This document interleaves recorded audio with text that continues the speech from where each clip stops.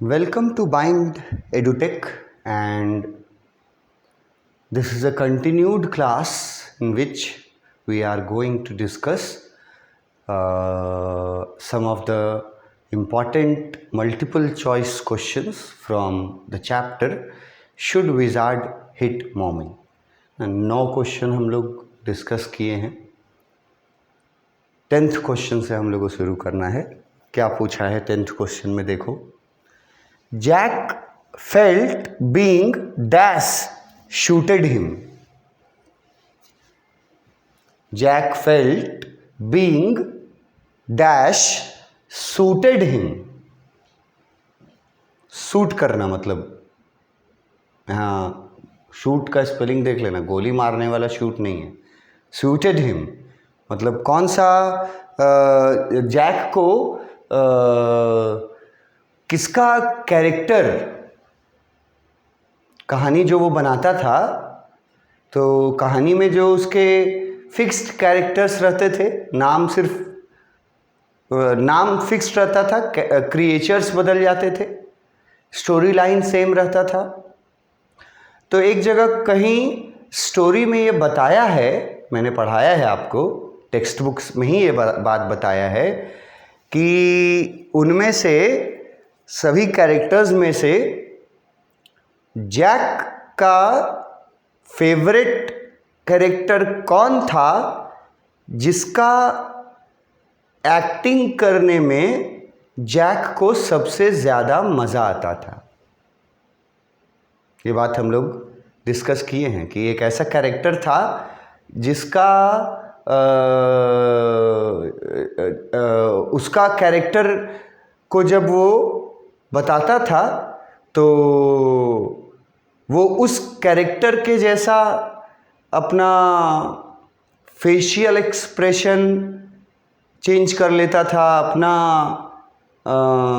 Tone, अपना voice भी change कर लेता था उस कैरेक्टर के अकॉर्डिंग। और जो उसका फेवरेट था, उसका कैरेक्टर का वॉइस में बोलना, ये उसको सबसे अच्छा जैक को लगता था। तो पूछा है कि, और वहीं पर लिखा हुआ था, जहाँ ये बात लिखा गया था कि जैक को कौन सा कैरेक्टर सबसे अच्छा लगता है करने में, वहीं पर ये बात बताया गया था कि जैक को लगता है कि उसको क्या सूट करता है। ठीक है, तो टेक्स्ट बुक से जो लोग पढ़े होंगे, उस लेक्चर में होंगे, वो लोग भी इसका आंसर एकदम आसानी से और सबसे क्विकली दे देंगे कि जैक को किसकी आवाज़ निकालने में सबसे मज़ा आता था। तो एन ओल्ड मैन, ठीक है, ओल्ड मैन यहाँ किसको रिप्रेजेंट करता है? विजार्ड को। ठीक है, ये ध्यान रखना, ओल्ड मैन लिखा है तो वो विजार्ड को ओल्ड मैन, या आउल, वो जो वाइज आउल था कहानी में, जो हर बार रॉजर स्कंक को भेज देता था विजार्ड के पास। रॉजर स्कंक खुद, क्या उसका कैरेक्टर का आवाज़ निकालने में सबसे ज़्यादा मज़ा आता था जैक को, या अ किड, या बच्चे की आवाज़ निकालने में जैक को सबसे मज़ा आता था?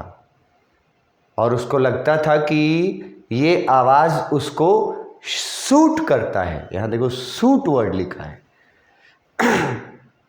तो जो लोग चैप्टर पढ़े होंगे, टेक्स्ट बुक में ही मैंने ये एक्सप्लेन किया है कि जैक को ऐसा लगता था कि जब वो विजार्ड का कैरेक्टर करता था ना, बताता था, जब विजार्ड का कैरेक्टर में आ जाता था तो वो अपना फेशियल एक्सप्रेशन थोड़ा अजीब से कर देता था, क्योंकि विजार्ड एक बूढ़ा, बहुत बूढ़ा कैरेक्टर है। और इसका एग्ज़ाम्पल ये है कि जो उससे पूछी भी थी कि क्या विजार्ड मर जाएगा, will he die because he is too old. जो पूछती भी है अपने फादर से कि विजार्ड को आप बता रहे हैं जो कि वो जादूगर बहुत बूढ़ा हो चुका है, तो क्या वो मर जाएगा? और तब जैक ने जवाब दिया था, नो विजार्ड्स नेवर डाई, कि विजार्ड्स जो होते हैं ना, मैजिशियंस, वो मरते ही नहीं हैं। और वहीं पर बताया गया था कि वो विजार्ड का जो कैरेक्टर, ओल्ड मैन का जो कैरेक्टर करता था स्टोरी सुनाते वक्त जैक, वही कैरेक्टर का आवाज़ और उस तरह का जो एक्सप्रेशन होता है, वॉइस जो होता है, तो जैक को लगता था कि विजार्ड का सबसे मज़ा उसको विजार्ड का कैरेक्टर को डिस्क्राइब करने में लगता था, सबसे अच्छा उसको। और वहीं से इसका आंसर बना है an old man. Jack felt being old man suited him. यह भी एकदम टेक्स्ट बुक में लिखा हुआ लाइन है और एक्सप्लेनेशन में मैंने समझाया है कि विजार्ड को लगता जैक को लगता था कि ओल्ड मैन का जो वो कैरेक्टर करता है ना विजार्ड के रूप में, वो उसका पसंदीदा था, और इसलिए क्योंकि उसको लगता था कि वो उसको सूट करता है, उस पर जचता है। तो एन ओल्ड मैन, ठीक है, आउल का कैरेक्टर के बारे में नहीं, स्कंक के कैरेक्टर के बारे में नहीं, किड तो कहीं है ही नहीं, तो ये विजार्ड, अगर इसके जगह पे विजार्ड लिखा रहता तो भी विजार्ड चुनते। विजार्ड को ही ओल्ड मैन बोला गया है। और जैक को कहानी सुनाता जो था वो, तो शुरू से ही जैक को ये फील होता था कि वो जो विजार्ड का ओल्ड मैन वाला कैरेक्टर जो है वो सबसे ज़्यादा सूट करता है उसको, यही उसका फेवरेट कैरेक्टर था। बिल्कुल स्टोरी जो लाइन बाय लाइन पढ़े होंगे, वो ये वाला क्वेश्चन का आंसर भी पहला ऑप्शन पढ़ करके और आगे शायद उनको पढ़ने की ज़रूरत ना पड़े। जिसको ये याद रहेगा, जो अच्छे से पढ़ा होगा, कि वो बोलता है कि ओल्ड मैन का आवाज़ उसको सूट करता था। ये मैंने समझाया है, टेक्स्ट बुक में आया है। नेक्स्ट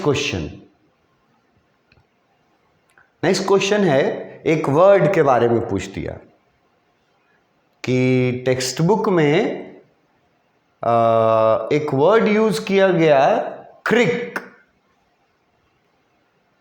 अब बताओ कि जो लाइन बाय लाइन नहीं पढ़ा होगा और क्रिक वर्ड कभी, अब जब पढ़ा नहीं होगा लाइन बाय लाइन, तो क्रिक वर्ड का मतलब कैसे जानेगा वो? और उससे पहले तो अगर क्वेश्चन पेपर में, क्योंकि सारे चैप्टर्स से इंक्लूडेड रहेंगे क्वेश्चंस, तो ये वाला क्वेश्चन अगर उसमें आ जाए, व्हाट इज अ क्रिक, तो क्रिक वर्ड से पहले स्टूडेंट को ये पकड़ना पड़ेगा कि ये क्रिक वर्ड किस चैप्टर में था। ये अभी ये नहीं मतलब सोचना पड़ रहा है कि क्रिक वर्ड किस चैप्टर में था, क्योंकि अभी हम लोग को पता है कि हम लोग शुड विजार्ड हिट मॉमी का पढ़ रहे हैं, तो इसी चैप्टर का था। लेकिन अगर 10-20 क्वेश्चंस में से कहीं एक क्वेश्चन बीच में ये दे दिया व्हाट इज अ क्रिक, तो जो लोग नहीं पढ़ेंगे लाइन बाय लाइन, वो तो आउट ऑफ माइंड हो जाएगा, बाउंस हो जाएगा उनको कि क्रिक क्या होता है, कब आया था ये क्रिक इस कहानी में, कहाँ आया था? तो कहानी में जो मैंने एक्सप्लेन किया है टेक्स्ट बुक को, उसमें मैंने ये वर्ड यूज़ किया है और मतलब एक्सप्लेन किया है, और वहाँ बहुत क्लियरली क्रिक पूछती है, ये सेंटेंस एक पूछा गया है जो के द्वारा अपने फादर से कहानी सुनाने के दौरान, जब जैक जो को कहानी सुना रहा होता है, और उसमें ये पार्ट में रहता है कि विजार्ड ने 7 पेनीज डिमांड किए थे और रॉजर स्कंक के पास सिर्फ 4 पेनीज थे, तो 3 पेनीज कम पड़ रहे थे। रॉजर स्कंक रोने लगता है कि 3 पेनीज कम है मेरे पास, क्या करें हम? तो उस समय विजार्ड क्या करता है, हर स्टोरी की तरह उसको बताता है कि वो 3 पेनीज जो घट रहे हैं वो कहाँ से तुमको लाना है, रास्ता तरीका दोनों बता देता है।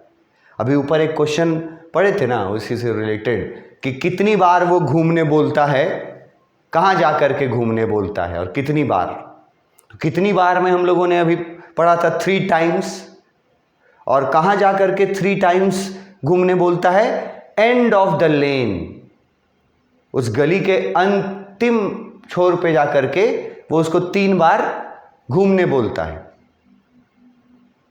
और वहां तक पहुंचने का जो रास्ता था उसमें जैक ये क्रिक वर्ड यूज किया है बताने के लिए, मतलब अपनी बेटी को जो बता रहा था। और जो का सवाल तुरंत वहीं पर अराइज होता है, वो तुरंत इंटरप्ट करती है और पूछती है कि डैड व्हाट इज अ क्रिक। जो पूछती है, टेक्स्ट बुक में जो लोग पढ़े होंगे वो लोग खोज सकते हैं, समझ सकते हैं कि टेक्स्ट बुक में पूछा है जो ने क्रिक क्या है। तो अब उतना पार्टिकुलर उस जगह को, उस सेंटेंस को टेक्स्ट बुक में आपने पढ़ा होगा और समझा होगा, मीनिंग को जाना होगा, तो आप आंसर आसानी से चुन लीजिएगा कि क्रिक का क्या मतलब है, क्योंकि बता चुके हैं हम अपने एक्सप्लेनेशन में। ऑप्शंस क्या क्या हैं? पहला ऑप्शन है क्रिक का मतलब एक हिल है, पहाड़। दूसरा ऑप्शन अ लिटिल रिवर। तीसरा ऑप्शन अ पार्क। चौथा ऑप्शन अ ड्रेस। क्रिक जो है ये क्या है? पहाड़ है या पार्क है कोई, या किसी तरह का ड्रेस है, या एक छोटी सी नदी को क्रिक बोला गया है। तो जो लोग चैप्टर के थ्रू गए होंगे तो वो लोग के लिए ये बहुत आसान क्वेश्चन रहेगा, और वो लोग आंसर नंबर बी जो है लिटिल रिवर, ये वो चुन लेंगे। एकदम एक्सप्लेनेशन में क्रिक का मतलब मैंने बताया भी है और लिखा भी हुआ है, लिखा भी मैंने वहाँ पर एक्सप्लेन करते वक्त, कि जब जो पूछती है कि क्रिक क्या होता है डैड, तो उसको बताते हैं कि क्रिक जो है वो एक पतली सी नदी जैसी होती है, मतलब a little river, a little narrow river is called a creek. तो ये ऑप्शन बी सही होगा। पहाड़ नहीं, पार्क नहीं, एड्रेस नहीं। ये तो कैसे चुन पाएगा, कौन लोग चुन पाएगा और कितना जल्दी चुन पाएगा? जो लोग पूरा story should wizard hit mommy, ये स्टोरी जो है टेक्स्ट बुक से पूरा पढ़ा होगा और बताई गई चीज़ों को नोट किया होगा, याद रखा होगा, वो तुरंत आंसर चुन लेगा। उसको तुरंत क्रिक वर्ड से उसके मन में आ जाएगा कि क्रिक वर्ड का मतलब वहाँ पर उसके फादर बताते हैं अ लिटिल रिवर, छोटी नदी को क्रिक बोला जाता है। तो ये एकदम पार्टिकुलर देखो वर्ड से पूछ रहा है। नहीं पढ़ोगे वर्ड बाय वर्ड तो फिर गेस करते रह जाओगे कि किसको बोला था क्रिक। उसके बाद ये भी एक आसान क्वेश्चन है, सबसे आसान क्वेश्चन है, ये तुम लोग अपने ट्राई कर लो। Jack's wife is called, Jack की वाइफ का नाम पूछा गया है, तो मॉमी नहीं था, ठीक है, रोजेस भी नहीं था, जिल नहीं था, और क्लेयर नाम था जैक की वाइफ का। तो ये तो बच्चों वाला सवाल हो गया। क्लेयर कैरेक्टर में बता चुके हैं कि क्लेयर जो है वो वाइफ है, 6 मंथ्स प्रेग्नेंट है, 3rd बेबी है एक्सपेक्टेड, 2 पहले से हैं जिसमें से बड़ी है जो, और जो 4 साल की है, और उससे जो छोटा है वो बॉबी है जो 2 साल का है, and they were expecting the 3rd child.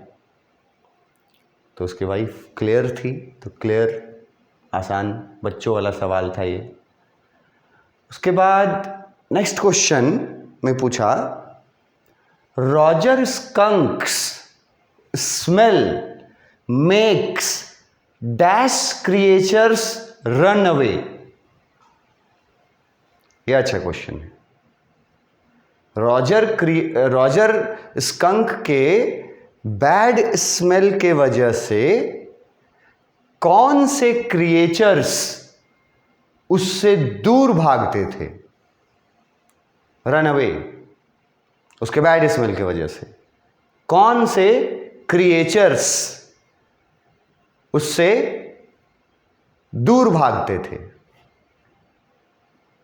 Options, answer जो है ये आपके मन में इसका आसानी से आ सकता है पढ़े हुए लोगों का, लेकिन ऑप्शंस देखो क्या क्या दिया है, थोड़ा सा कंसिडरेबल है कि कौन से क्रिएचर्स भाग जाते थे। लिखता है वुडलैंड, कि वुडलैंड क्रिएचर्स भाग जाते थे। यहां लिखा है वुड यॉर्क, यहां लिखा है यॉर्कशायर, और यहां लिखा है वुड हिल्स। और ये इनमें से एक जो सही ऑप्शन है वो एग्जैक्ट वर्ड टेक्स्ट बुक में है, जो लोग पढ़े होंगे वो उस वर्ड को टेक्स्ट बुक में पाए होंगे। मैं दिखा सकता हूं आपको टेक्स्ट बुक में कि इनमें से वुडलैंड, वुड यॉर्क, यॉर्कशायर और वुड हिल्स, इनमें से कौन सा चुनेंगे अगर पूछा जाए कि रॉजर स्कंक के बैड स्मेल के वजह से कौन से क्रिएचर्स, कहां के क्रिएचर्स भाग जाते थे? ठीक है, और इसको हम तुमको अगर दिखाएं कि हम कहाँ इसको समझाए थे, एकदम एग्जैक्टली वो वर्ड आंसर वाला वो वर्ड मिल जाएगा तुमको जो आंसर में ऑप्शंस में है। ठीक है, रॉजर स्कंक का बैड स्मेल के वजह से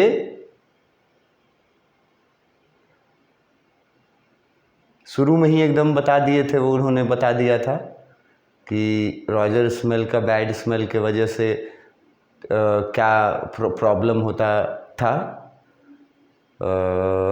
टेक्स्ट बुक में वर्ड यूज़ किया है वो, एक्सप्लेनेशन में नहीं, टेक्स्ट बुक में।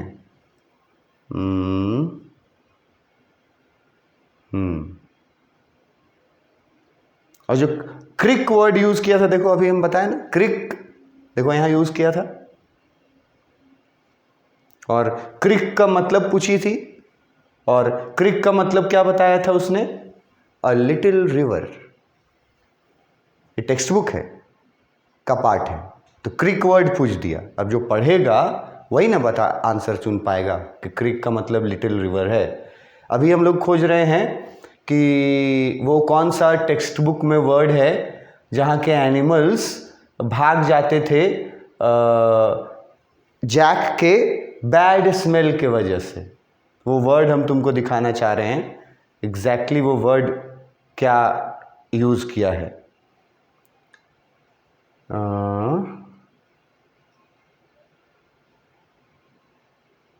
ये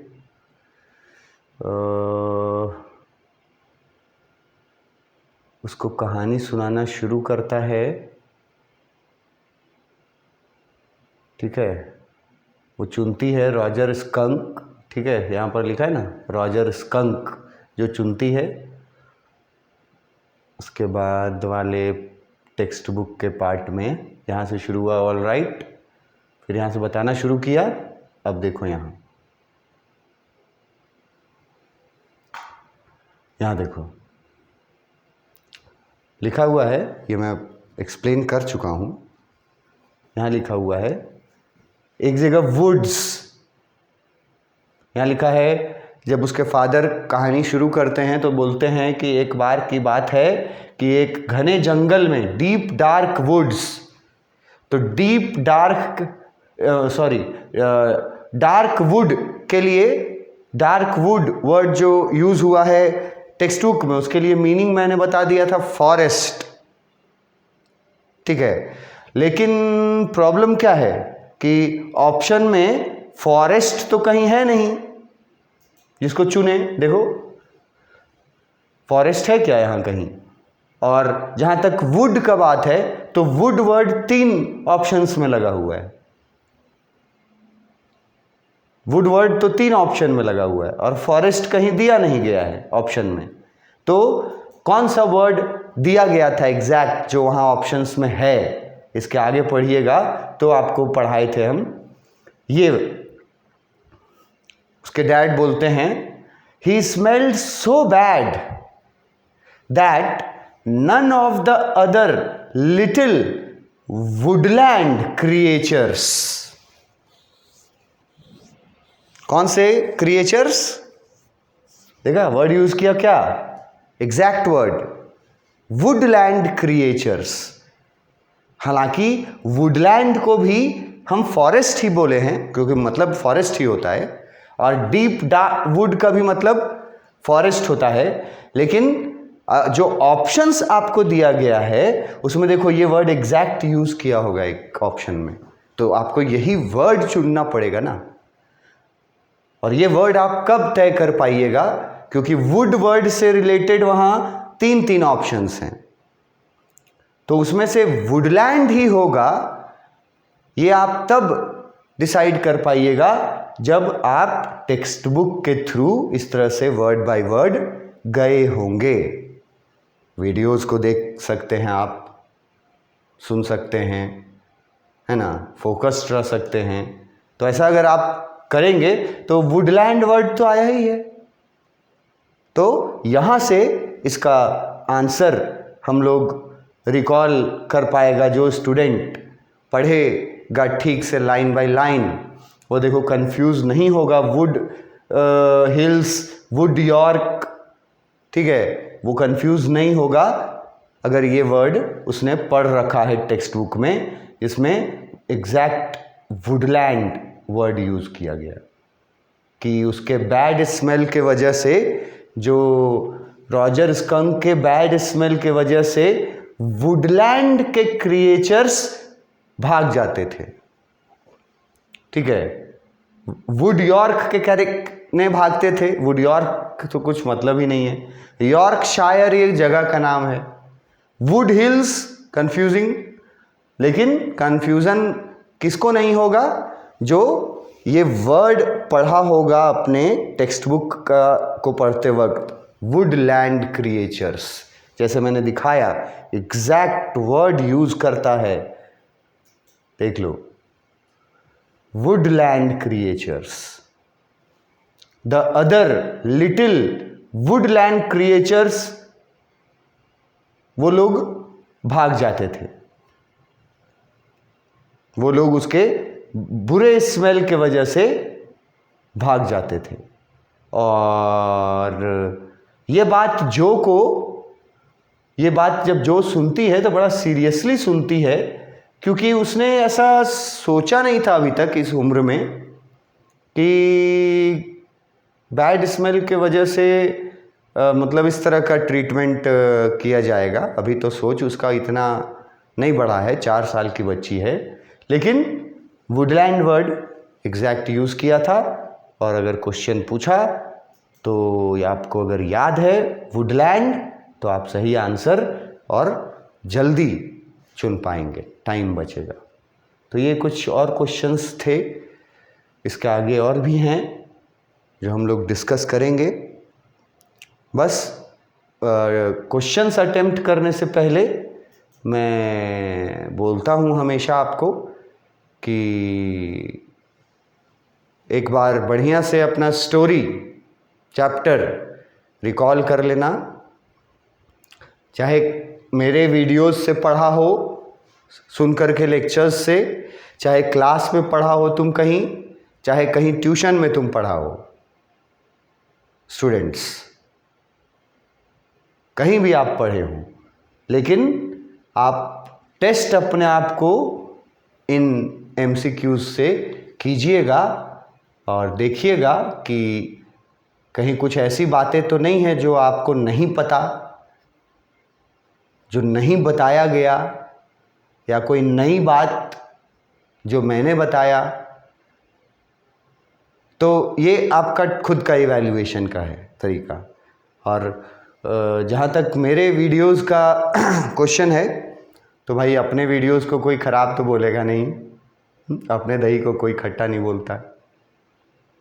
तो मैं भी अपने वीडियोस के बारे में बहुत कॉन्फिडेंस के साथ ये बोल सकता हूँ कि मेरे वीडियोस जो एक्सप्लेनेशन वीडियोस होते हैं चैप्टर के, भले भी थोड़े मतलब ज़्यादा वीडियोस लगेंगे आपको। जैसे मान लो कि ये chapter should wizard hit mommy पूरा करने में, कहानी को पूरा करने में, एकदम इंट्रोडक्शन से लेकर के कहानी को पूरा करने में मुझे लगता है मैंने लगभग 40 वीडियोस मुझे बनाने पड़े। 40 वीडियोस, 40। तो 40 बहुत होता है। अब तुम स्टूडेंट सोचेगा कि एक chapter should wizard hit mommy, इसको समझने के लिए हमको 40 वीडियोस देखना पड़ेगा। लेकिन वो 40 वीडियोस हाफ आवर के होते हैं ना, है ना, आधा घंटा का वीडियोस है, ये नहीं कि 2 घंटा का वीडियो है। और एक ही बार में, एक ही सिटिंग में सारा वीडियोस देख लेना ये कंपलसरी नहीं है, ये तो आप फ्रीडम है ना। आप शुरू कीजिए, एकदम टेक्स्ट लाइन बाय लाइन हम बताते हैं, शुरू कीजिए। ये सोच करके नहीं परेशान होइएगा कि इतने सारे वीडियोस हमको पढ़ना पड़ेगा, मतलब देखना पड़ेगा। अगर तुम देखोगे, सुनोगे उनको और पढ़ोगे, तो मैं निश्चित रूप से ये उम्मीद करता हूँ कि तुम किसी भी कैटेगरी के स्टूडेंट रहोगे, तुमको फ़ायदा पहुँचेगा। Each and every word, each and every expression, each and every meaning, ये सब मैं अपने एक्सप्लेनेशन वीडियोस में डिस्कस करता हूँ टेक्स्ट बुक से, वर्ड बाय वर्ड।